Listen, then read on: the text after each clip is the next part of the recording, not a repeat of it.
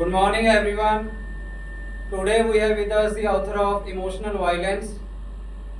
As every book has its own unique story, today we are going to explore the ideas, inspiration, and experiences that led to their story. We'll begin with the first question. Sir, your book has introduced the idea of emotional violence. How do you define emotional violence? Basically, so many people have talked about it, but this concept has never written or never has been out in the market openly. People are aware about it, but not so much into it. So I started observing people when I was studying psychology, and from that I came to know about this concept emotional violence. और इसके साथ basically ये ऐसा concept है कि एक physical violence है जिसके बारे में सभी को पता ही है कि किसी ने किसको मारा, कुछ जख्म हुए, वो विजिबल है, वो सभी को पता है उसके बारे में। लेकिन इमोशनल वायलेंस एक ऐसी चीज़ है कि ये आपके इमोशंस को ख़त्म करता है, आपकी पर्सनैलिटी को शेप करता है। जो आप नहीं होते, आप उससे एक डिफरेंट पर्सन बन जाते हो, जो आप शायद बनना भी नहीं चाहते। और इस पूरी जर्नी में, इस पूरे पैटर्न में किसी को पता ही नहीं चलता कि उनके साथ ऐसा कुछ हुआ है, और वो एक इमोशनल ट्रॉमा और वायलेंस के थ्रू निकलते जा रहे हैं। तो इन सबको स्टडी करने के बाद मुझे पता चला कि ऐसा कंसेप्ट है और इसके बारे में ओपनली कभी लिखा नहीं गया। So I decided to write about it. And why do you think the society has overlooked the idea of emotional violence for so long? Basically, there are so many answers to this question, but simply people are not too much into the psychological side, basically, and they are always busy in their own lives. So it is one of the most aspect when it comes to identifying this concept, so they kind of ignore it. But as a psychologist and as a natural observer, so I came to know about this, and basically I went ahead with it. So, what was your inspiration behind selecting this particular topic? Was it some personal experience, observation, or any other turning point that led to the exploration of the topic? Basically, it is just a personal observation, and second, because of the modernization, social media, people are not with their culture or with their roots. They kind of know about their culture, but they are not into it completely. So it is also one of the main reason that I had to put down this concept into words, because people are also going through so much anxiety, depression. I believe emotion. What do we call it? Physical diseases, like people have some BP issue, cancer. These kind of diseases are diagnosed. They can be diagnosed by the doctors and all. But the psychological traumas, the emotional traumas, people don't even talk about it. So we cannot even diagnose it completely. So this is why I decided to write it. So at least people who read this book, they get to know about the concept, and they can relate to it if they are going through it. So they can recognize the patterns, kind of things they are going through in their own lives. So yeah, that's it. And how do you think emotional violence can influence the self confidence and self esteem of a person? It can make people aware about their own self. This is what I have written on the last side of the book as a my own personal observation, because people were also asking me questions that you don't have written the solution. So I basically have written one thing, that you have to be honest within yourself.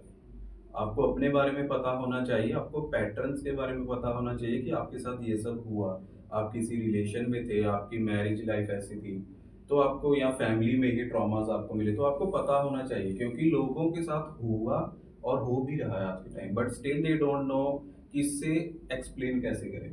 So this is Y.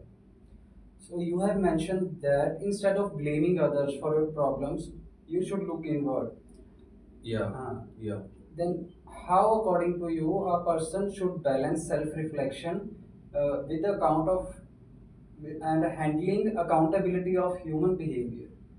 The thing is, it is always very easy to blame others. Like, I have made a mistake, a complete mistake is done by me, but still, instead of acknowledging it, I would rather, blame it to the other person. It could be my friend, my sister, my brother, my wife, my partner. It could be anyone. So this is why I encourage people to look into themselves. ताकि उन्हें पता चले कि नहीं, ये मेरे करने की वजह से ऐसा आउटकम हुआ, इसके मुझे भी नुकसान हुआ, सामने वाले को भी, इसीलिए। Okay. Uh, one of your chapter also mentioned that social conditioning influence our beliefs and our identity. Yeah. So how can we how can a normal person understand or realize or recognize that such influences in day to day life?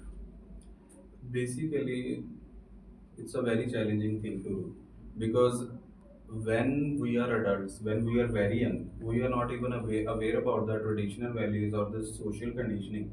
The moment we start, getting out of teenage, we get into college, we get into real life experiences, only then we get to know about the, reality of the world, our surroundings as well. So it takes, honestly, it takes a lot of time to understand social conditioning. But again, I would say that the thing which I have written, obviously, that you need to be you should at least know yourself. You should, able to look inside. Once, yeah, self-awareness. Once you have, you get the basically ability to look inside, then you can easily find the patterns. You can easily study the social conditioning.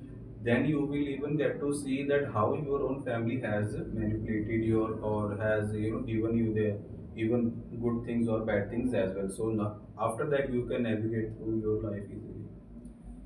As we have discussed in the book that emotional violence do exist in loving families too. Loving families or uh, close relationships. Then how one can differentiate between emotional violence and genuine care?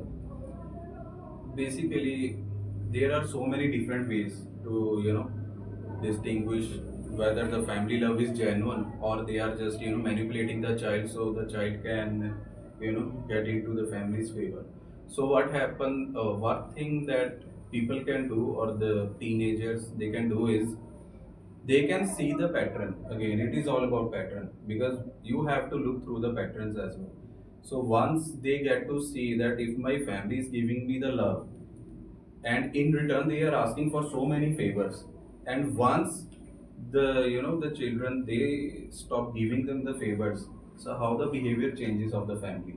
If the, a very basic thing that we can see, if the, kids are not able to earn really well, the family, their behavior changes, कि ये तो free बैठा रहता है, अभी काम नहीं करते, ये है वो है. Or sometimes what happens when the kids, they go against the family values, कि they question the family, कि मम्मी पापा को क्वेश्चन किया, आपने ये गलत किया, ये चीज, so they get angry, they take it to their ego. These are the very basic things that, the kids, they can look up to. So do you think that some particular kind of culture can contribute toward exaggeration of emotional violence in any way? Well, it depends, but I wouldn't say that it is necessary, or it is, a mandatory thing, or this can happen through this. But again, it depends, because the patterns, again, why I've been talking about the patterns, again, because these are the things that, mm, can make children, or even the young adults, or even people who are in very close relations, you know to recognize themselves.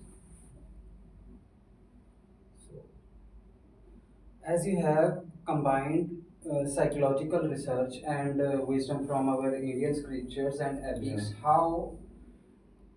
how both complement each other in understanding human behavior?